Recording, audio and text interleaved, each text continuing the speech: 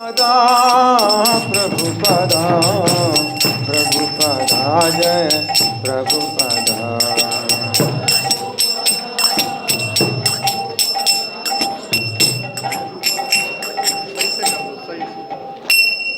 जय ओम Vishnupad Paramhans परिव्राजकाचार्य अष्टोत्तर Shri श्रीमधिश divine grace अभय चरणारविंद भक्ति वेदांत स्वामी श्रील प्रभुपाद की जय। सब लोग कृपा करके घुटनों पर बैठें और माथे को जमीन में लगाएं। जो नहीं ऐसा कर सकते तो कम से कम हाथ जोड़ें। नित्य लीला प्रविष्ट ISKCON founder Acharya saviour of the whole world Srila Prabhupada की जय। नामाचार्य हरिदास ठाकुर की जय। प्रेम से कहो श्री कृष्ण चैतन्य प्रभु नित्यानंद श्री अद्वैत गदाधर श्रीवासादि गौर भक्त वृंद की जय। श्री श्री राधा श्याम सुंदर ललिता विशाखा गोप गोपिका श्याम कुंड राधा कुंड गिरि गोवर्धन की जय। श्री श्री गौरनिताई की जय। श्री श्री कृष्ण बलराम की जय। समवेत भक्त वृंद की जय। अनंत कोटि वैष्णव वृंद की जय। इस्कॉन वर्तमानाचार्य वृंद की जय। श्रील प्रभुपाद पुस्तक वितरण महामहोत्सव की जय। श्री कात्यायनी व्रत समाप्ति महामहोत्सव की जय। Gaur Premanandi all glories the single devotees all glories to assembled devotees, all glories to assembled devotees, all glories to Sri Guru and Gauranga। सब लोग मेरे पीछे बोलें ओम नमो भगवते वासुदेवाय।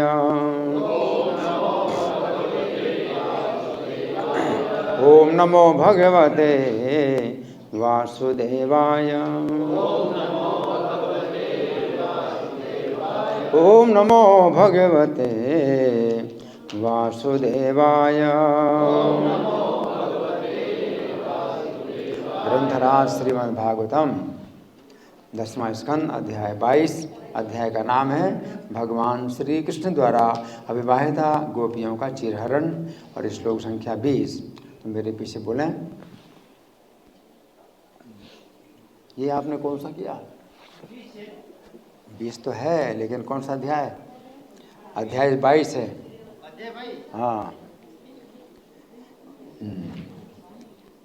अच्छा, तो जब तक इनको देर लगती है तो मेरे पीछे बोले इत्यच्युतेनाभिहितं व्रजाबला।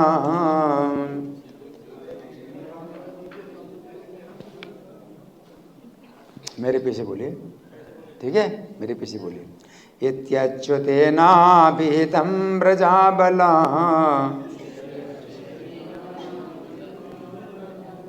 अच्छा, थोड़ा और कम बोलता हूँ। इत्यच्युतेना विहितं व्रजाबला मत्वा विवस्त्रा प्लवनं व्रतच्युते तत्पूर्ति कामास तदशेष कर्मणा साक्षात्कृतं नेमुर अवध्य मृंगयतः।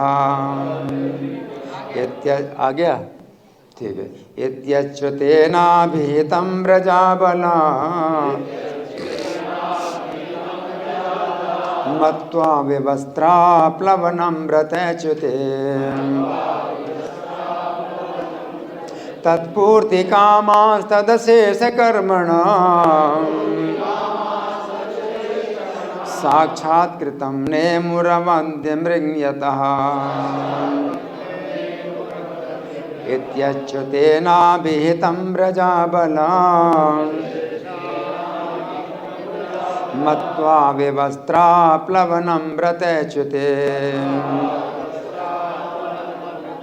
तत्पूर्ति कामास्तदशेष कर्मणा साक्षात्कृतं नेमुरवध्य मृंगयतः। तो समय कम है इसलिए आप लोगों से मैं दोहराना नहीं चाहता। अब मेरे पीछे शब्दार्थ बोलिए। इति इन शब्दों द्वारा अच्युतेन अच्युत भगवान द्वारा अभिहितम इंगित की गई ब्रज अबलाहा ब्रज की कन्याएं मत्वा मानकर विवस्त्र नग्न आप्लवनम स्नान ब्रज च्युतिम, हाँ ये इसमें ब्रज लिखा है, व्रत होना चाहिए, व्रत च्युतिम अपने व्रत से नीचे गिरना, तत्पूर्ति उसकी पूर्ति, कामाहा इच्छुक, तत् अशेष उस अशेष कर्मणाम तथा अन्य अनंत पुण्य कर्मों को साक्षात्कृतम प्रत्यक्ष फल के प्रति नेमुहु नमस्कार किया, अवध्य मृग सभी पापों को दूर करने वाला, यतः क्योंकि, अनुवाद मेरे पीछे बोली, इस प्रकार वृंदावन की उन युवतियों ने भगवान श्री कृष्ण द्वारा कहे गए वचनों पर विचार करके यह मान लिया कि नदी में नग्न स्नान करने से वे अपने व्रत से पतित हुई हैं, किंतु तो भी वे अपना व्रत सफलतापूर्वक पूरा करना चाहती थीं, और चूँकि भगवान श्री कृष्ण समस्त पुण्य कर्मों के प्रत्यक्ष सर्वोत्तम फल है, अतः अपने पापों को धो डालने के उद्देश्य से उन्होंने भगवान श्री कृष्ण को नमस्कार किया। तो ये जो श्लोक है श्रीमद् भागवत के 10वें स्कंद का 22वां अध्याय है ना। तो इस 22वें अध्याय में ये जो है कात्यायनी व्रत का वर्णन है। तो आज का जो है बहुत विशेष दिन है, बहुत पवित्र दिन है। आज के दिन कात्यायनी व्रत की समाप्ति हुई। तो मार्गशीर्ष की पूर्णिमा, मार्गशीर्ष की पूर्णिमा ये महीने का अंतिम दिवस। तो मार्गशीर्ष का जो कृष्ण पक्ष की प्रतिपद से उन्होंने जो व्रत प्रारंभ किया था, आज वो व्रत जो है पूरा हुआ। आज अंतिम दिवस था उनके व्रत का, और उस व्रत का जो है मतलब पूर्ण उन्हें जो है फल प्राप्त हुआ कि भगवान उनके वस्त्रों का अपहरण करते हैं, है ना। तो इस श्लोक में ये बताया गया है कि इति अच्युतेन अभिहितम ब्रजाबला। तो भगवान श्री कृष्ण अच्युत हैं। पहला तो शब्द है अच्युत, कि भगवान अच्युत हैं। अच्युत का मतलब है कोई भी कार्य भगवान अगर करते भी हैं तो वो च्युत नहीं होते, यानी गिरते नहीं हैं, है ना। तो हम जो है जो जीवात्माएं हैं वो क्षर पुरुष कहे जाते हैं, जबकि भगवान पुरुषोत्तम है। तो हम उनकी नकल नहीं कर सकते इस संबंध में कि हम उनकी तरह जो है ऐसा कार्य करें, हैं। तो यहाँ पर वो चीज़ नहीं है, क्योंकि हम लोग अच्युत नहीं हैं। हम लोग जो है जीव कैसे हैं, च्युत जीव हैं। हम लोग पतित जीव हैं, हम भौतिक संसार में हम गिरे हुए हैं। भगवान जो है अच्युत हैं, वे कभी भौतिक संसार में आते हैं लेकिन वो गिरते नहीं हैं किसी प्रकार से, इसलिए अच्युत हैं। इसलिए वो जो कार्य करें हम लोग नहीं कर सकते। और दूसरी बात ये भी है कि भगवान भी ऐसा कार्य कभी नहीं करते कि कोई उनकी नकल करे। भगवान ने ये कार्य जो किया वो किस अवस्था में किया वो आप लोग जानते हैं। ये आज 22वां अध्याय है। 24वें अध्याय में आएगा गोवर्धन धारण की लीला, है ना। तो 24वें अध्याय में गोवर्धन धारण किया भगवान ने 7 साल की अवस्था में। तो ये 22वां अध्याय तो और भगवान की अवस्था कम है, और भी कम अवस्था है भगवान की, 7 साल से भी छोटे हैं। तो अगर कोई भगवान की नकल करे तो इस अवस्था में करे, है ना। इस अवस्था में बालक जो है चंचल अगर होते हैं तो उनका कोई दोष नहीं माना जाता, चंचलता में कोई दोष नहीं माना जाता। तो समाज की दृष्टि में जो है श्री कृष्ण अभी एक अशिक्षित बालक हैं, और गांव के बालक जो है अगर चंचलता करते हैं तो उसमें कोई दोष नहीं होता है ना, उसके अंदर वो काम वासना होती है, तो उस अवस्था में भगवान ने किया। लेकिन इस अवस्था में भी भगवान जो है अपनी अचिंत शक्ति का प्रयोग करते हैं, तो भगवान युवक हो जाते हैं, पूर्ण नव यौवन। 15 साल 9 महीना 7.5 दिन की अवस्था। तो भगवान हाल 7 साल से भी छोटे हैं, लेकिन जब ये लीला करते हैं तो उनकी जो है नव यौवन की अवस्था हो जाती है। तो इसको जो है मनुष्यों के समाज में कोई सोच भी नहीं सकता कि भगवान ऐसा करते हैं। और जो ब्रज की कन्याएं हैं वो भी बहुत छोटी अवस्था की हैं, लेकिन वो भी इसी अवस्था में आ जाती हैं, नव यौवन की अवस्था में आ जाती हैं। तो ये सब जो है भगवान के अत्यंत योग शक्ति का प्रभाव है। लेकिन मानव समाज की दृष्टि में भगवान का ऐसा कोई भी कार्य नहीं होता कि वो ऐसा कुछ करे कि जिससे कि लोगों के मतलब मनुष्यों के समाज में किसी प्रकार का उत्पात पैदा हो। तो यहाँ पर भगवान को अच्युत कहा गया है और ब्रज अबला, और ये ब्रज की अबलाएँ हैं। जो कन्याएं हैं ब्रज की, ये अबलाएँ हैं और भगवान अच्युत हैं। तो भगवान अच्युत हैं, उनके पास संपूर्ण शक्ति है कि कोई भी कार्य करें, अशुद्ध कार्य भी करें तो भी जो है भगवान अशुद्ध नहीं होते। भगवान का कोई भी कार्य जो है अशुद्ध भी हो तो भी शुद्ध हो जाता है, क्योंकि भगवान जो है परम पवित्र है। ये ब्रज की अबलाएँ हैं। अबलाएँ का मतलब है जिनके पास कोई बल नहीं होता है। तो ये जो स्त्रियां हैं उनको अबला इसलिए कहा जाता है कि उनको हमेशा संरक्षण चाहिए। बचपन की अवस्था में पिता का संरक्षण, और युवा अवस्था में पति का संरक्षण, और वृद्धावस्था में पुत्रों का संरक्षण। तो स्त्रियां अबला इसलिए कहा जाती हैं। तो ये ब्रज की अबलाएँ हैं, है ना। तो ब्रजाबला मत्वा विवस्त्रा पलवनम व्रतशुद्धम। तो भगवान जो है जब ये कहते हैं कि तुम्हारा जो व्रत है ये भंग हो गया क्योंकि तुमने नग्न स्नान किया, तो भगवान ने जो ऐसा कहा तो इसमें कोई ऐसी बात नहीं थी कि नग्न स्नान करने से व्रत में किसी प्रकार की त्रुटि होती है, ऐसा कुछ नहीं है। और उन्होंने ऐसा मान लिया, इन अबलाओं ने ऐसा मान लिया।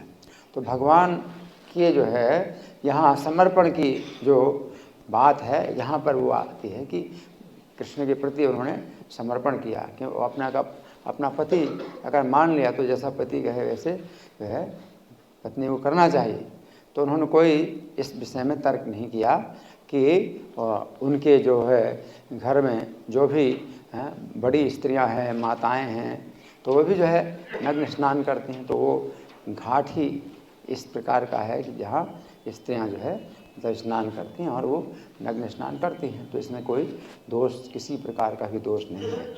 लेकिन उन्होंने जो है कृष्ण को प्रसन्न करने की, अगर पति जो है हम ऐसा कहते हैं तो उनको मान लेना चाहिए, क्योंकि वो कृष्ण को अपना जो है स्वामी मानना चाहती है और कृष्ण को ही प्रसन्न करना चाहती है।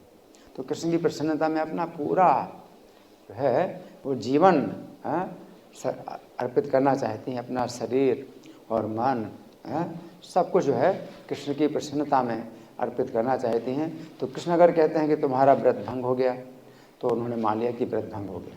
क्यों? क्योंकि कात्यायनी देवी की प्रसन्नता हो या ना हो, तो कृष्ण को प्रसन्न करना चाहती हैं।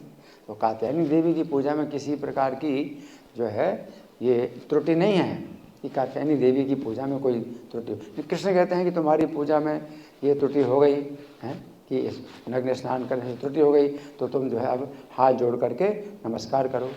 तो वो जो है कृष्ण को प्रसन्न करना चाहिए कि आखिर मैंने तो कृष्ण को प्रसन्न करना है, कात्यायनी देवी प्रसन्न हो या ना हो। कात्यायनी देवी प्रसन्न हो जाएं तो भी है ना, उससे उन्हें क्या करना है, उन्हें तो कृष्ण को प्रसन्न करना है ना। और कृष्ण उनके अगर पति जो है बनने के लिए तैयार हैं तो कृष्ण जो है जैसा कहेंगे वैसा करेंगी, क्योंकि असली उनका जो लाभ है वो यही है कि श्री कृष्ण को जो है प्रसन्न करना है। इसलिए मत्वा इसमें बताया गया है, मत्वा व्यवस्था प्लवनम व्रतच्युतम। उन्होंने मान लिया। क्योंकि शास्त्र के अनुसार ऐसा कुछ भी नहीं है कि उनके जो है नग्न स्नान से जो है कात्यायनी देवी की पूजा में कोई जो है कमी। तो मत्वा कहा कि माना उन्होंने। क्या है? समर्पण। ये कृष्ण के लिए समर्पण। कृष्ण कहते सर्वधर्मान परित्यज्य माम एकम शरणं व्रज। सब धर्मों को त्याग के मेरी शरण में आओ। तो कात्यायनी देवी की पूजा में जो है जो भी मतलब हो या ना हो, लेकिन कृष्ण हैं को प्रसन्न करने के लिए कात्यायनी देवी की पूजा कर रही हैं और कृष्ण स्वयं आ गए। अब कृष्ण अगर ऐसा आदेश करें, जैसा आदेश करें वैसा ही उनको करना है। तो कठपुतली जैसे होती है तो सूत्रधार की इच्छा के अनुसार चलती है या नाचती है, उसी प्रकार से कृष्ण जो है उनको अब जैसे कह रहे हैं वैसा कर रहे हैं।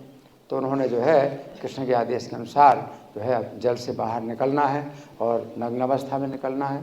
तो निकली है ना। अब भगवान कह रहे हैं कि अब हाथ जोड़ो, तो अब जो है अपने गुप्त अंग को भी नहीं ढक सकती, तो इस तरह से भी उन्होंने हाथ जोड़े। तो इस प्रकार से जो है ये समर्पण पूरा जो है तो ये बहुत बड़ा ये जो है प्रशंसनीय है। तो तत्पूर्ति कामा तदशेष कर्मणाम, तो उसकी उस अगर उन्होंने कृष्ण ने कहा कि व्रत की जो है ये कमी हो गई है व्रत में, तो उसकी पूर्ति के लिए वो चाहती हैं कि पूर्ति हो, व्रत की पूर्ति हो, ताकि व्रत का फल प्राप्त हो जाए, नहीं श्री कृष्ण प्रसन्न हो जाए। तत्पूर्ति कामा तदशेष कर्मणाम साक्षात कृतम, तो श्री कृष्ण ही समस्त कर्मों के जो है साक्षात फल हैं ये मान करके। तो यही जो है मतलब असली जो है भावना है ना। नेमुर अवध्य मृग जगह, तो उन्होंने जो है पूरी तरह से उनका जो है आदेश का पालन किया। अब हम सुनेंगे तात्पर्य, यहाँ पर प्रभुपाद के शिष्यों के द्वारा तात्पर्य है। यहाँ पर कृष्ण भावनामृत की दिव्य स्थिति का सुस्पष्ट वर्णन हुआ है। क्या है? कृष्ण भावनामृत की स्थिति का सुस्पष्ट, स्पष्ट नहीं, सुस्पष्ट वर्णन। कृष्ण भावनामृत की जो है स्थिति का सुस्पष्ट वर्णन है, कृष्ण भावनामृत का सिद्धांत। तो यही है ना। गोपियों ने निश्चय किया कि अपनी तथाकथित पारिवारिक परंपरा और पारंपरिक नित्यता को त्याग कर भगवान श्री कृष्ण की शरण ग्रहण करना श्रेयस्कर है ना। तो ये पारिवारिक परंपरा है, तो पारिवारिक परंपरा तो ये है कि नग्न स्नान करती हैं स्त्रियाँ, है ना। तो उसको जो है उसमें अगर भगवान कहते हैं कि नहीं इसमें दोष है, तो उन्होंने दोष मान लिया, है ना। और नैतिक पारंपरिक नैतिकता कि नग्न जो है किसी पुरुष के सामने नग्न होना, ये जो है नैतिकता के विरुद्ध, पारंपरिक नैतिकता के विरुद्ध। तो उन्होंने जो है उसको भी जो है त्याग दिया, है ना। भगवान श्री कृष्ण की शरण ग्रहण का करना श्रेयस्कर है। सबसे बड़ा जो है जो श्रेय है, कल्याण है, वो क्या है? श्री कृष्ण की शरण ग्रहण का। सर्वधर्मान परित्यज्य मामेकं शरणं व्रज। आगे इसका अर्थ ये कदापि नहीं है, बहुत अच्छा तात्पर्य है ये, बहुत अच्छा तात्पर्य है। इसका अर्थ कदापि ये नहीं है कि कृष्ण भावनामृत आंदोलन अनैतिक कार्यों का समर्थक है। ये कृष्ण भावनामृत आंदोलन पूरी दुनिया में फैल रहा है, तो इस कार्य का समर्थन नहीं। ये जो आंदोलन है, कृष्ण भावनामृत आंदोलन है, इस कार्य का समर्थन नहीं कर रहा, है ना। इस कार्य का समर्थन नहीं कर रहा है। वस्तु इस्कॉन के भक्त संयम और सच्चरित्रता के सर्वोच्च मानदंड का पालन करते हैं। इस्कॉन के भक्तों में ऐसी कभी भी ऐसी हरकत नहीं देखी जाती। क्या है इस्कॉन के भक्तों में? इस लीला का हम आदर करते हैं कि भगवान जो है जो कुछ भी करें हैं वो सब अच्छा है, लेकिन हमें क्या करना है? हमें तो उनके आदेश का पालन करना है, उनका आदेश नहीं कि हम करें, है ना। तो क्या क्या है? इस्कॉन के भक्त संयम और सच्चरित्रता के सर्वोच्च मानदंड का पालन करते हैं। इस्कॉन के भक्त में बहुत जो है इस संबंध में शुद्ध चरित्र होता है, कभी भी जो है इस प्रकार की हरकत नहीं देखी जाती इस्कॉन के भक्तों में, है ना। ये जो है मतलब बात है जो बहुत जो है समझने वाली है। किंतु उसी के साथ हम भगवान श्री कृष्ण की दिव्य स्थिति को मान्यता प्रदान करते हैं। श्री कृष्ण ने जो कार्य किया इसको जो है पूरी मान्यता, उसका पूरा हम समर्थन करते हैं और पूरा आदर करते हैं कृष्ण के इस कार्य का। जो वो कहते हैं तुम नग्न होकर बाहर आओ, तो कृष्ण के लिए ये जो है सबसे जो है ये आदर की बात है।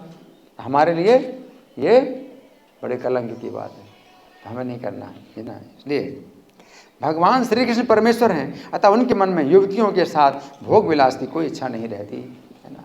तो पूर्ण भगवान शुद्ध है ना, प्रकृति परम है ना। श्री कृष्ण प्रकृति से परे हैं, 3 गुणों से परे हैं। ये काम वासना तो आती है रजोगुण से, काम एस क्रोध एस रजोगुण समद्भवा, रजोगुण से उत्पन्न होता है ये काम और क्रोध है ना। और श्री कृष्ण तो प्रकृति के भी ईश्वर हैं। हाँ, ये जो सत्वम रजस्तम इति गुणा प्रकृति संभवा, ये सत्व रज और तम ये 3 गुण प्रकृति से उत्पन्न होते हैं। और श्री कृष्ण कौन है? प्रकृति के ही ईश्वर है। मया अध्यक्षेण प्रकृति सुविदेश चराचरम, मेरी अध्यक्षता में प्रकृति कार्य करती है। तो 3 गुणों की बात तो जो है बहुत दूर है। श्री कृष्ण जो है 3 गुणों से बहुत ऊपर है ना। तो यहाँ बताया गया है कि उनके मन में युवतियों के साथ भोग विलास की कोई इच्छा नहीं रहती, जैसा कि इस अध्याय में आगे देखा जाएगा। भगवान श्री कृष्ण गोपियों के साथ भोग करने के लिए तनिक भी इच्छुक नहीं थे, बल्कि वे उनके प्रेम से आकर्षित थे और उनको तुष्ट करना चाह रहे थे। तो ये जो कन्याएं हैं, तो ये बहुत उनके लिए लज्जा की बात है कि कैसे वो नग्न अवस्था में बाहर आए। बड़ी लज्जा की बात है और बड़ी चिंता हो गई। लेकिन जब एक साथ हैं, सब जो बालिकाएं सब एक साथ हैं, तो फिर वो चिंता जो है उनकी दूर हो जाती है, तो ये एक साथ हैं सब है ना। तो अब वो जो लज्जा है वो अब जो है उनके लिए एक प्रकार से वो जो है एक आनंद का कारण बन गई है ना।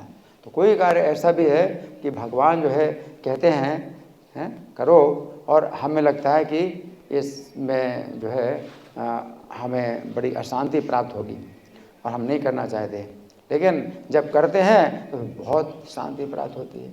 जैसे अर्जुन को भगवान कहते हैं युद्ध करो, और अर्जुन को जो है युद्ध में बड़ा दोष दिखाई पड़ता है। जब युद्ध किया तो अर्जुन को भी है पूरी शांति प्राप्त हुई, क्योंकि कृष्ण प्रसन्न होते हैं। तत्प्रसादात् पराम शांति, उनकी प्रसन्नता से परम शांति प्राप्त होती है। तो इसी प्रकार से जो व्रत कन्याएँ हैं, तो ये जो है इस कार्य को नहीं करना चाहती हैं, क्योंकि कुलवती हैं, ये ऊंचे कुल की कन्याएँ हैं। ऐसी कन्याएँ नहीं हैं कि अपने अंगों का प्रदर्शन करें। तो आजकल की जो है बहुत जो नीच स्त्रियां हैं, अपने अंगों का प्रदर्शन करती हैं, अपने अंगों को खोल करके रखती हैं, वस्त्र भी ऐसे पहनती हैं कि अपने अंगों का प्रदर्शन हो।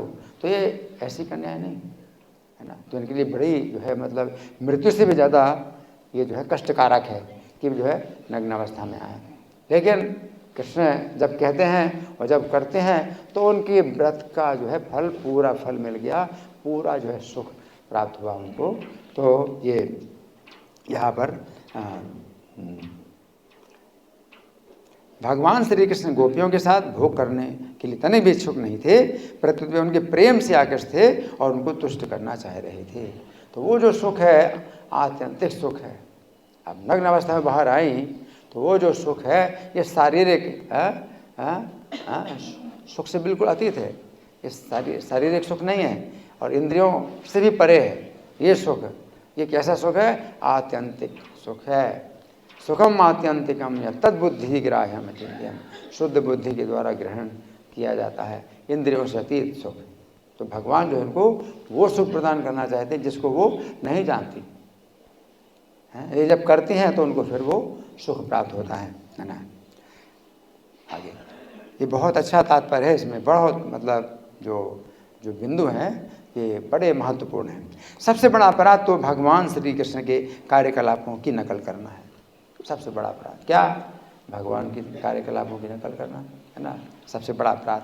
भारत में प्राकृत सहजियों का एक वर्ग है ना। तो वे प्राकृत सहजिया भी जो है अपने को चैतन्य महाप्रभु का अनुयायी मानते हैं। तो भक्तिविनोद ठाकुर ने जो है उनका पर्दाफाश किया। ये तो ऐसे 13 अपसंप्रदाय हैं जो चैतन्य महाप्रभु से कोई भी जुड़े नहीं हैं, जरा भी संबंधित नहीं हैं। अपने को वो मानते हैं कि चैतन्य महाप्रभु के संबंधित है। ये सहजिया भी उनमें से एक। तो प्राकृत सहजिया इनका जो है एक वर्ग है भारत में जो भगवान श्री कृष्ण इन कार्यकलापों की नकल करता है। तो प्राकृत सहजिया लोग है ना। और कृष्ण पूजा के नाम पर नग्न तरुणियों का भोग करना चाहता है। तो सहजियाओं के जो है उनके इस सहजिया संप्रदाय में क्या है, खुला जो है व्यभिचार होता है, खुला व्यभिचार होता है। और बड़ी मतलब एक प्रकार से वैष्णव समाज को कलंकित करते थे। तो भक्तिविनोद ठाकुर ने फिर बड़ा इसमें जो है कार्य किया और इनको जो है घोषित किया कि ये चैतन्य संप्रदाय से बिल्कुल भी संबंधित नहीं। वैष्णवों का नाम ही कलंकित कर रहे थे, वैष्णव के नाम पर ही लोग थूकते थे कि ऐसे वैष्णव होते हैं। तो भक्तिनाथ ठाकुर ने बहुत बड़ा कार्य किया, चैतन्य के संप्रदाय से इनको जो है अलग घोषित किया, अब संप्रदाय है। तो ये लोग क्या करते हैं, कृष्ण पूजा के नाम पर नग्न तरुणियों का भोग करना चाहते हैं। इस्कॉन आंदोलन धर्म के इस उपहास का डटकर विरोध करता है।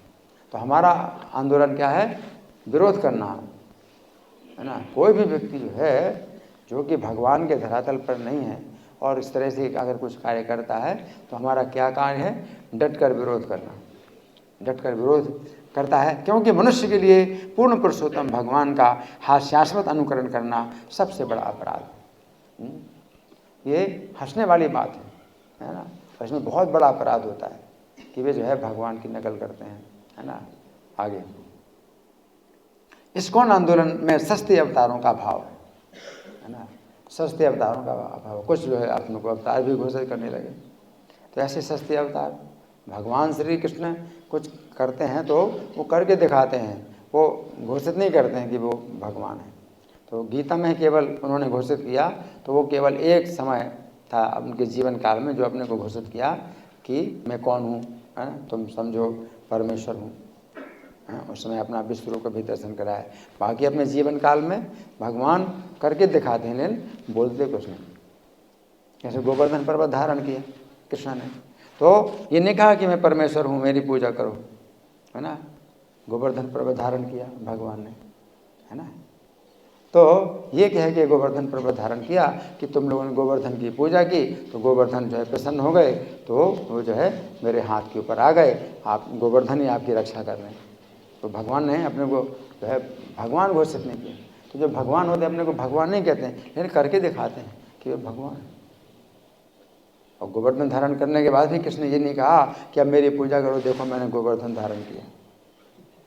तो कहते नहीं हैं और करते हैं भगवान। लेकिन अवतार जो सस्ते अवतार हैं वो क्या करते हैं, कहते हैं कि करते कुछ नहीं। क्या करें गोवर्धन पर्वत है धारण करने की बात दूर है, केवल हाथ ही अगर 7 दिन तक है ऐसे अगर रखेंगे तो उनका हाथ भी जो है क्या हो जाएगा, अकड़ जाएगा, फिर नीचे नहीं आएगा हाथ उनका। अगर 7 दिन तक ऐसे ही हाथ किए रहेंगे तो अकड़ जाएगा, फिर हाथ जो है हिला नहीं पाएंगे कुछ, है ना। तो ऐसे सस्ते अवतार करते कुछ नहीं है लेकिन कहते हैं कि हम अवतार हैं, है ना। ये जो है ये चीज़ नहीं है। तो यहाँ बहुत अच्छा ये तात्पर्य है ना। और इस आंदोलन का कोई भी भक्त अपने आप को भगवान श्री कृष्ण के पद तक ऊपर नहीं उठा सकता। कोई भी भक्त ऐसा नहीं है कि भाई आगे चल करके हम भगवान बन जाएंगे। तो इस तरह के भी सिद्धांत चल रहे हैं। क्या कहते हैं कि हाँ ठीक है भगवान जो है बहुत बड़ी प्रज्वलित अग्नि है और हम चिंगारी हैं, तो चिंगारी में भी संभावना है कि वो भी बहुत बड़ी अग्नि का रूप धारण कर सकती है। कुछ उपाय करें, चिंगारी को जो है आप हवा करें, कुछ और ईंधन डालें तो वो भी प्रज्वलित अग्नि बन जाएगी। तो हम जीवात्मा भी जो है भगवान की तरह बन सकते हैं, है ना। तो ऐसा तर्क देते हैं कि सबको जो है मतलब प्रभावित हो जाएगा, अरे हाँ जीव भी भगवान बन सकता है। लेकिन जीवात्मा को चिंगारी की तुलना जो की गई और भगवान को प्रज्वलित अग्नि की जो तुलना की गई है, तो उसमें ये चीज़ नहीं है कि हर प्रकार से तुलना की जाए। केवल ये है कि चिंगारी भी सनातन है। अब जो सामान्य चिंगारी है तो अपने आप बुझ जाएगी, या तो बुझ जाएगी या फिर आग प्रज्वलित हो जाएगी। लेकिन यहाँ तो जीवात्मा ऐसी चिंगारी है जो ना बुझती है और ना प्रज्वलित होती है, ऐसी चिंगारी। और भगवान भी जो है प्रज्वलित अग्नि है, तो वो अग्नि भी प्रज्वलित अग्नि भी जो है ईंधन ना डालोगे तो बुझ जाएगी। तो भगवान ऐसी अग्नि नहीं है, तो सनातन भगवान जो है सनातन एक प्रज्वलित अग्नि के समान है और जीवात्मा एक सनातन चिंगारी के समान।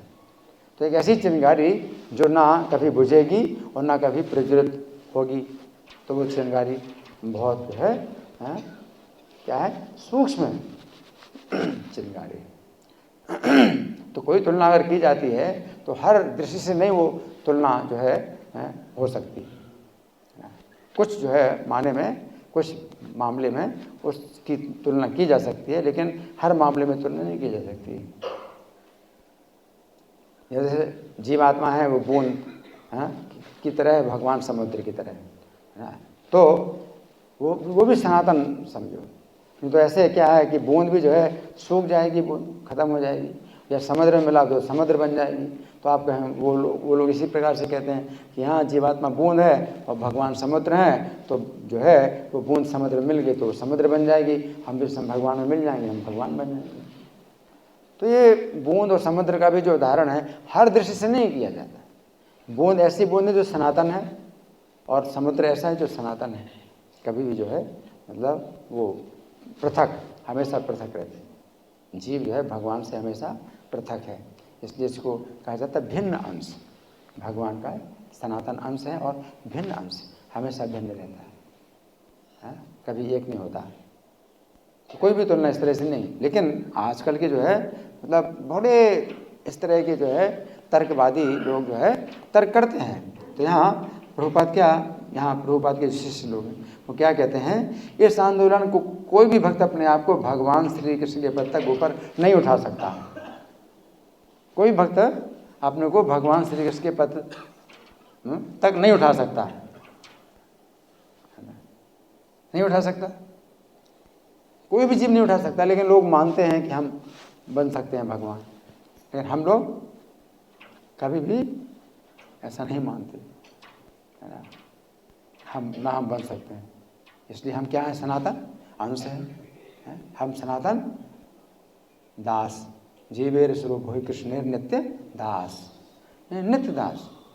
अब नित्य दास है, जैसे दास भी जो है आजकल के क्या होते हैं, जो आज नौकर है आगे चल करके हो सकता है मालिक बन जाए और मालिक नौकर बन जाए, ऐसा भी देखा जाता है। तो क्या ऐसा भी हो सकता है क्या कि अभी हम कृष्ण के दास हैं, आगे चल करके हम मालिक बन जाएंगे और कृष्ण हमसे नीचे हो जाएं या हम कृष्ण के बराबर हो जाएं? नहीं, नित्य दास, हम नित्य दास।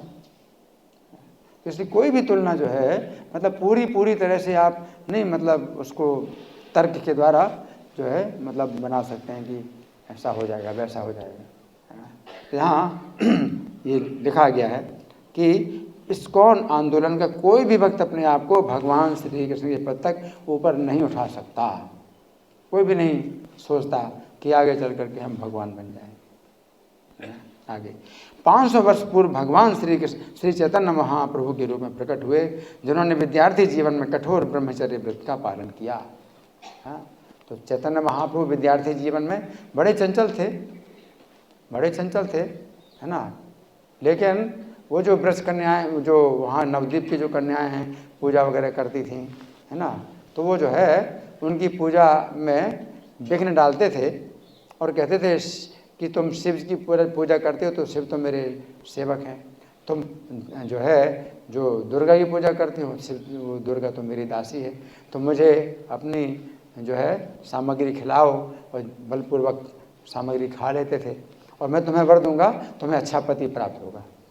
तो चैतन्य महाप्रभु अपने विद्यार्थी जीवन में चंचलता करते थे, लेकिन वो जो कन्या हैं वो जो है उनको अपना भाई मानती थी, और भाई है और बड़ा चंचल है, यही मानती थी बड़ा चंचल है, और शिकायत करती तुम हमारे भाई लगते हो, तुम ऐसा क्यों करते हो।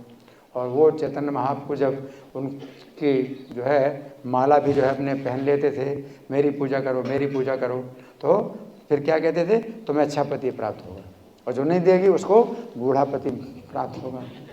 लेकिन भगवान स्वयं चैतन्य महाप्रभु पति नहीं बनते, न वो उनको अपना पति बनाती थी। तो चैतन्य महाप्रभु विद्यार्थी जीवन में चंचलता जरूर करते थे, लेकिन उन कन्याओं के साथ में भाई जैसा व्यवहार करते थे। तो इस प्रकार से जो है उन्होंने मतलब पति बनने की कोशिश नहीं की। तो यहाँ बताया गया है कि श्री चैतन्य महाप्रभु ने विद्यार्थी जीवन में कठोर ब्रह्मचर्य का पालन किया और 24 वर्ष की आयु में संन्यास ले लिया, जो आजीवन ब्रह्मचारी रहने का व्रत है। फिर जब विवाह भी किया तो 2 विवाह किए, लेकिन तो भी कोई संतान नहीं उत्पन्न की, है ना। मतलब एक प्रकार से ब्रह्मचारी ही जैसे बने रहे, वो गृहस्थ जीवन में भी ब्रह्मचारी जैसे ही बने रहे, कोई संतान उत्पन्न नहीं की। और फिर 24 साल में संन्यास भी ले लिया, तो फिर पूर्ण ब्रह्मचर्य का जीवन उसमें भी बिताया। श्री चैतन्य महाप्रभु भगवान श्री कृष्ण की प्रेमा भक्ति की अपने व्रत के निभाने के लिए स्त्री संग से दृढ़ता के साथ दूर रहते थे। अब देखिए क्या मतलब भगवान श्री कृष्ण स्वयं जो है चैतन्य महाप्रभु के रूप में दिखा रहे हैं कि अगर हमें क्या है श्री कृष्ण की प्रेम भक्ति चाहिए तो हमें पूर्ण ब्रह्मचर्य का पालन करना होगा। मतलब इस प्रकार की जो हरकतें हैं, है ना, इनमें से 1% भी हमें इस तरह की हरकतें नहीं करनी है अगर हम कृष्ण के प्रेम को पाना चाहते हैं। चैतन्य महाप्रभु स्वयं, है ना, तो भक्त के रूप में जो है वो ये लीला जो करते हैं शिक्षा देने के लिए लीला करते हैं, है ना। तो पूर्ण रूप से जो है उन्होंने ब्रह्मचर्य का पालन किया और श्री कृष्ण के प्रेम भक्ति का व्रत का निर्वाह किया। और अगर आप इस प्रकार से करेंगे तो श्री कृष्ण के प्रेम भक्ति से आप जो है वंचित हो जाएंगे, क्योंकि सबसे बड़ी दुर्घटना है कृष्ण के जो है प्रेम से अगर आप गिर गए तो सबसे बड़ी दुर्घटना, सबसे बड़ा नुकसान तो यही हो गया, है ना।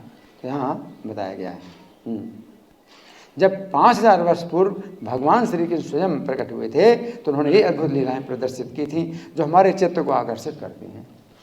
तो चित्त को आकर्षित करती हैं जो गोपी जना वस्त्रहारी होता है ना, और चित्तहारी चित्तहरण करते हैं। तो ये इनका जो है चित्तहरण करते हैं, इनको जो है वस्त्रहरण करते हैं और इनके जो है सब प्रकार के ताप हरण करते हैं भगवान, है ना। तो भगवान जो है जब आए तो उन्होंने जो है वो ऐश्वर्य अपना पूरा प्रकट किया। आगे हमें चाहिए कि ईश्वर द्वारा संपन्न की गई ऐसी लीलाओं के विषय में सुनकर ना तो ईर्ष्या करें। ये क्या होता है? ईर्ष्या होती है। क्या ईर्ष्या होती है? कि भाई हम नहीं कर सकते और वो करते हैं, है ना, तो बड़ी ईर्ष्या होती है। तो कभी कभी गाड़ियों में लिखा रहता है, गाड़ियों में लिखा रहता है कि नहीं वो नहीं, उसमें है कि कृष्ण छेड़ें तो लीला और हम छेड़ें तो पाप। हाय मतलब एक प्रकार से बड़ा उनको हो रहा है, मतलब दुख हो रहा है, ईर्ष्या होती है कि कृष्ण छेड़खानी करते हैं तो उनकी लीला कही जाएगी, हम छेड़खानी करें तो हमें फिर पाप बताया जाता है कि ये पाप कर्म है। तो ये जो है बड़ा उनको जो है ईर्ष्या होती है कृष्ण। तो एक तो है यहाँ बताया गया है कि हमें ईर्ष्या नहीं करना है, कृष्ण की लीलाओं के विषय में सुनकर ना तो ईर्ष्या करें और ना चकित हो। अब ईर्ष्या अगर नहीं करते हैं तो चकित होते हैं, अरे ऐसा कृष्ण क्यों कर रहे हैं, ऐसा कृष्ण क्यों कर रहे हैं, वे तो धर्म की स्थापना के लिए आए हैं, तेरा धर्म का आचरण क्यों। अब इसका क्या उत्तर है? संस्थापनाय धर्म से प्रश्नाए तरसा अवतीर्ण ही भगवान अंशे जगदीश्वर सकथम धर्म से तो नाम वक्ता करता विरक्षिता प्रतीपम आचरत ब्रह्मण परदाराभिमर्शनम। तो प्रतिकूल आचरण क्यों किया?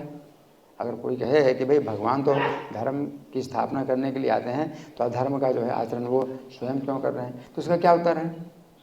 कौन बताएगा? कई लोग जो है चकित होते हैं कि भाई ऐसा क्यों। परीक्षित महाराज ने प्रश्न किया तो हमारे लिए प्रश्न किया और उसका उत्तर सुखदेव गोस्वामी ने दिया। तो कई उत्तर हैं। हाँ एक उत्तर ये है जन्म कर्म समय दिव्य, उनके जन्म कर्म दिव्य, जो तत्व से जानता है वो उनके धाम में जाएगा। एक उत्तर ये।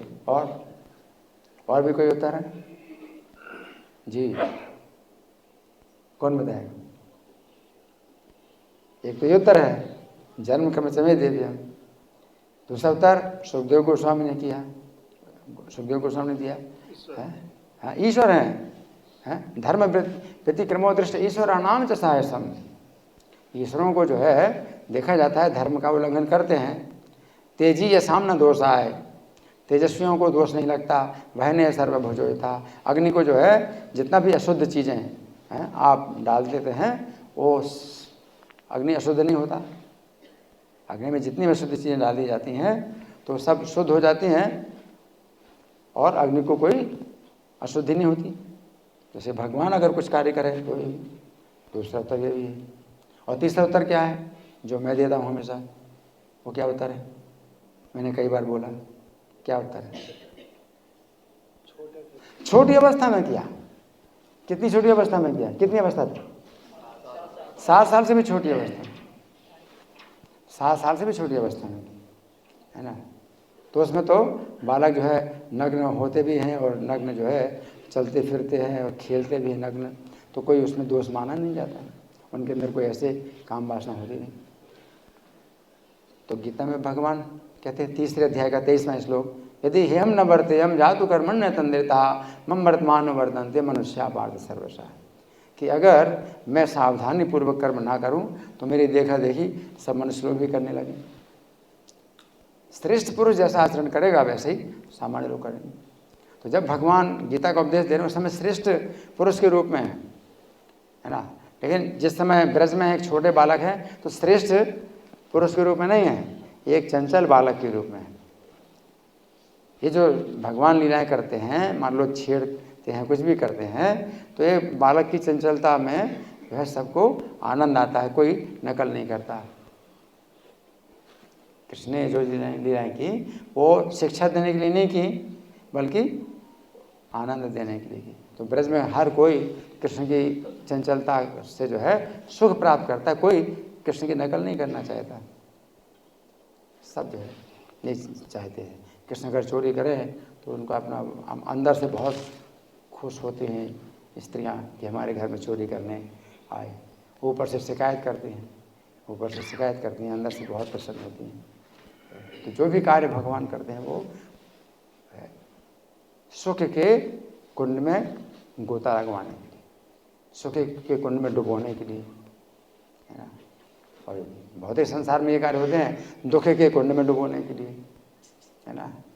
कोई जो है लड़कियों को छेड़ता है तो उनको जो है दुख के कुंड में डुबो रहा है, वो तो अपमानित करने के लिए, कष्ट पहुंचाने के लिए वो छेड़खानी करते हैं। और भगवान छेड़खानी करते हैं तो उनका परम सुख के कुंड में डुबोते हैं, है ना। इति दृक्सुलीला भी आनंद कुंडे सुगोस्तम निमज्जनतम, अपने सब जो है ब्रजवासियों को आनंद के कुंड में डुबोते हैं इन लीलाओं के द्वारा, है ना। तो यहाँ जो है मतलब ये बताया गया है, यहाँ बताया गया है कि हम ना तो ईर्ष्या करें और ना चकित हो। दो कार्य, ना तो चकित हो कि भाई भगवान तो इतने दिव्य हैं फिर ऐसा कार्य क्यों कर रहे हैं, तो इसका भी उत्तर है ना चकित हो। ऐसा चकित होना हमारे अज्ञान के कारण है, क्योंकि यदि हम इन कार्यों को करने का प्रयास करें तो हमारे शरीर कामासक्त हो जाएंगे, तो हमें 1% भी ऐसा प्रयास नहीं करना चाहिए। किंतु भगवान श्री कृष्ण परम सत्य हैं, इसलिए वे किसी भी प्रकार की भौतिक इच्छा से तनिक भी विचलित नहीं होते। इस प्रकार ये घटना जिसमें गोपियाँ नैतिकता के को त्याग कर अपने सिर के ऊपर हाथ जोड़कर नमस्कार करके भगवान श्री कृष्ण के आदेश का पालन करती हैं, शुद्ध भक्ति का उदाहरण है। धार्मिक नियमों की कोई त्रुटि नहीं। लगता है कि धर्म में जो है मतलब ये त्रुटि हो गई कि जो है वो नग्न हो रही हैं, है ना, नमस्कार कर रहे हैं तो नग्न अवस्था में भी जो है दिखाई दे रही। तो यहाँ बताया गया है कि धार्मिक नियमों की इसमें कोई त्रुटि नहीं हो रही है, क्योंकि इसमें कोई भी ऐसा जो है विपरीत परिणाम नहीं हो रहा, ऐसा किसी का विपरीत परिणाम नहीं हो रहा है कि काम वासना जो है पैदा हो आगे। वस्तुतः गोपियों का समर्पण सर्वधर्म की पूर्णता है, सर्वधर्म की पूर्णता है। सब धर्म जो है की पूर्ति कहाँ होती है? कृष्ण को प्रसन्न करने। जितने भी धर्म हैं, धर्मा सुनिश्चिता पुंसाम विश्वक्सेन कथा सुनया नोत्पादित यदि तम श्रम एवं केवलम। अरे कृष्ण को प्रसन्न नहीं किया, आप धर्म बहुत बढ़िया कर रहे, खूब अच्छा तरह पालन कर रहे हैं, और कृष्ण प्रसन्न नहीं हुए तो श्रम एवं केवलम, पूरा परिश्रम ही परिश्रम कर रहे हैं आप, तो क्या फायदा? हम धर्म खूब बढ़िया से पालन कर रहे हैं लेकिन कृष्ण प्रसन्न नहीं हो रहे हैं, तो क्या हुआ? ये क्या एकमात्र क्या है? हरि बोल हरि बोल हरि बोल हरि बोल। प्रसादम टाइम हरि बोल हरि बोल। प्रसादम टाइम में आंखें खुल जाती हैं, हरि बोल हरि बोल। तो मैं क्या बता रहा था? गोपियों का समर्पण सर्वधर्म की पूर्णता है, जैसा कि शीला प्रभुपाद श्री कृष्ण लीला पुरुषोत्तम में बताते हैं। गोपियाँ सीधी सादी जीव थी, सीधी सादी जीव थी, तो सरलता, और सरलता से भगवान प्राप्त हो रहे हैं, कुटिलता से नहीं प्राप्त है। He is simple for the simple and क्या है, कॉम्प्लिकेटेड फॉर द क्रूकेड। एक सरलता, एक कुटिलता, या तो आपके अंदर सरलता है या कुटिलता है, और कुटिलता है तो फिर कृष्ण को समझना दुष्कर है, और सरलता है तो कृष्ण को समझना सरल है। और गोपियाँ क्या हैं, सीधी सादी जीव थी, सरल, सरलता से, है ना। तो गोपियाँ सीधी सादी जीव थी और भगवान श्री कृष्ण जो कुछ भी कहते उसे वे सच मानती थी। वरुण देव के कोप से अपने आप को बचाने और अपने व्रतों की पूर्ति करने, अंततोगत्वा अपने आराध्य भगवान श्री कृष्ण को प्रसन्न करने के लिए उन्होंने उनके आदेश का तुरंत पालन किया। नहीं तो उनके पास तर्क था कि आप ऐसा क्यों कहते हैं, हमने नग्न स्नान किया तो इसमें कौन से व्रत की कमी होगी। ये सब उनकी माताएं भी हैं, सब परंपरा से सब नग्न स्नान करती रहीं और सब व्रत भी करती रहीं, सब प्रकार के व्रत भी करती रहीं, कोई भी ऐसा नहीं बात आई, है ना। तो इस प्रकार वे भगवान श्री कृष्ण की सर्वोच्च प्रेमिकाएं और परम आज्ञाकारिणी सेविकाएं बन सकी। परम आज्ञाकारिणी सेविकाएं, कृष्ण अगर जो है कहते हैं तो अब सर्वधर्म की पूर्णता तो यहीं पर है। अब जो है कोई धर्म अब जो है बाकी नहीं रहा, सब धर्म से ऊपर उठ गई। हाँ, जिज्ञास रूप योग से शब्द ब्रह्माति वर्तते, जिसकी योग में जिज्ञासा भी होती है, यानी कृष्ण से जुड़ने में अगर इच्छा भी होती है तो वो भी जो है शास्त्रों के जो है कहे विधि विधान से ऊपर उठ जाता है। वो भी कृष्ण को प्रसन्न करना चाहते हैं तो अब शास्त्र की जो है कोई भी बात हो, है ना। हाँ, अब कोई अर्थ नहीं होता है, आप कृष्ण को प्रसन्न करना चाहते हैं। आगे, गोपियों की कृष्ण भावना की तुलना की जा सके ऐसा कुछ भी नहीं है। कहीं भी जो है ये उदाहरण नहीं मिलेगा उनकी सर्वोच्च स्थिति, है ना। वास्तव में गोपियों को ना तो वरुण की चिंता थी न किसी अन्य देवता की चिंता कि वरुण का अपराध हुआ तो उससे क्या है, कृष्ण अगर प्रसन्न है तो वरुण का अपराध हुआ तो क्या फर्क पड़ता है। और ना किसी अन्य देवता ने कात्यायनी की पूजा कर रहे हैं तो ना उनको कात्यायनी की चिंता थी कि कात्यायनी, वो तो किसी भी प्रकार से कृष्ण की प्राप्ति करना चाहती हैं, कृष्ण को प्रसन्न करना चाहती हैं, तो उनको कुछ नहीं है।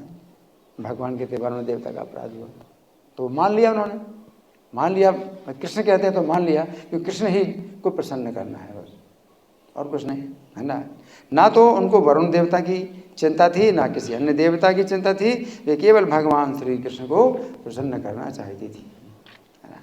यहाँ तात्पर्य समाप्त हुआ, बहुत बढ़िया तात्पर्य है। प्रभुपाद ने जो है 13 अध्याय तक ही तात्पर्य किया था क्योंकि उनको पता था कि उनका जो है शरीर छूट जाएगा, तो 13 अध्याय तक तात्पर्य करके फिर प्रभुपाद ने लीला पुरुषोत्तम भगवान श्री कृष्ण लिखा।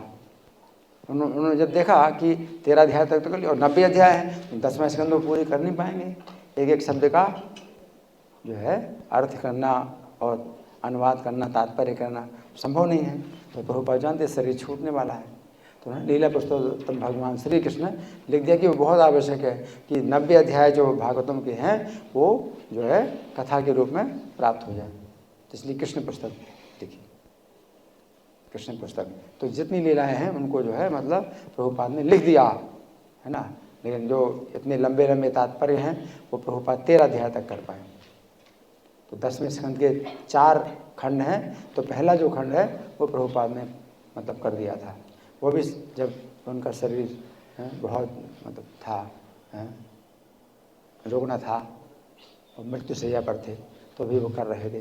तो किसी प्रकार से जो है बोलते बोलते बड़ी कठिनाई से बोल करके 13 अध्याय पूरे किए। लेकिन कृष्ण पुस्तक पहले से लिख दिया था, तो अपना काम अपना पूरा कर दिया था प्रभुपाद ने। लेकिन उनके शिष्यों ने भी कितना मतलब कार्य किया है, प्रभुपाद की पूरी दिशा में कार्य किए हैं। ये पूरा 12 स्कंद जो है जो किया है तो प्रभुपाद से अलग नहीं है, प्रभुपाद के शिष्यों ने, उनका भी समर्पण इतना है कि प्रभुपाद ने जो कार्य किया बिल्कुल उसी तरह से जो है मतलब किया है। ठीक है, तो अब हम लोग जो है हमारे पास कुछ समय है, आप लोगों के साथ में मंथन करना है, विचार करना है, चर्चा करना है कोई प्रश्न है? माता जी आप इनको हैंड माइक दीजिए।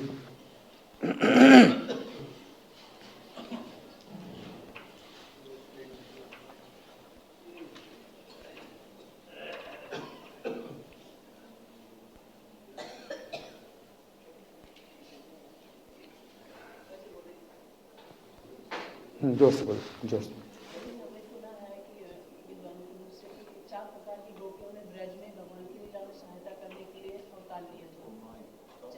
क्या रही 4 प्रकार की गोपियों ने भगवान की लीला में सहायता करने के लिए अवतार लिया था। हाँ, कौन कौन सी? 100 प्रकार की गोपियाँ हैं। 100 प्रकार की, 4 प्रकार की नहीं, 100 प्रकार की गोपियाँ हैं। गर्ग संहिता में वो बताया गया है ना। जैसे भगवान राम के अवतार के समय मिथिलापुरवासिनी स्त्रियाँ थीं, वो भी भगवान को पति बनाना चाहती थी, तो वो भी जो है गोपियाँ बनी ब्रज में। भगवान उनको आदेश दिया, गोपियाँ बनो। फिर कौशलपुरवासिनी स्त्रियाँ थीं, जब सीता से विवाह करके कौशलपुर से होके गुजरे तो वो स्त्रियाँ भी जो है भगवान को पति बनाना चाहती थी, वो भी गोपियाँ बनी। तो कौशलपुरवासिनी गोपियाँ अलग हैं। फिर अयोध्यावासिनी स्त्रियां हैं, वो भी भगवान को पति बनाना चाहती, तो अयोध्यावासिनी गोपियों का अलग यूथ है। 100 यूथ हैं अलग अलग, है ना। भगवान वामन देव के अवतार में सुतल लोक में जब भगवान बलि को ले जाते हैं और बलि के जो है द्वार पर जो है भगवान द्वारपाल बने हुए हैं, तो ऐसे भगवान का जो है दर्शन करके सुतल लोक की जो स्त्रियाँ हैं वो भी चाहती हैं, तो वो भी जो है गोपियाँ बनी हैं, सुतल लोकवासिनी गोपियाँ, है ना। है हाँ, दंडकारण्य के जो ऋषि मुनि थे वो भी भगवान राम को देख करके जो आकर्षित हुई, तो वो जो है ऋषि रूपा गोपियाँ अलग हैं, है ना। जलंधरपुरवासिनी गोपियाँ, जलंधर हैं, तो भगवान ने जो है जो वृंदा का सतीत्व भंग किया, तो भगवान के इतना जो है ऐसा दिव्य चरित्र देख करके जलंधरपुर की स्त्रियाँ भी जो है भगवान को पति बनाना चाहिए, जलंधरपुरवासिनी गोपियाँ। और महाराज पृथ्वी के समय में भी, है ना, तो वो कौन सा नगर था, तो वो वहाँ की जो स्त्रियाँ हैं पृथ्वी महाराज से बहुत आकर्षित थी, तो वे भी गोपियाँ, है ना। इस प्रकार से 100 प्रकार की गोपियाँ, ठीक है जी। और कोई? हाँ जी माता जी, इसके बाद आप करें पहले माता जी। अच्छा माइक नहीं है, बोलो जोर से बोलो।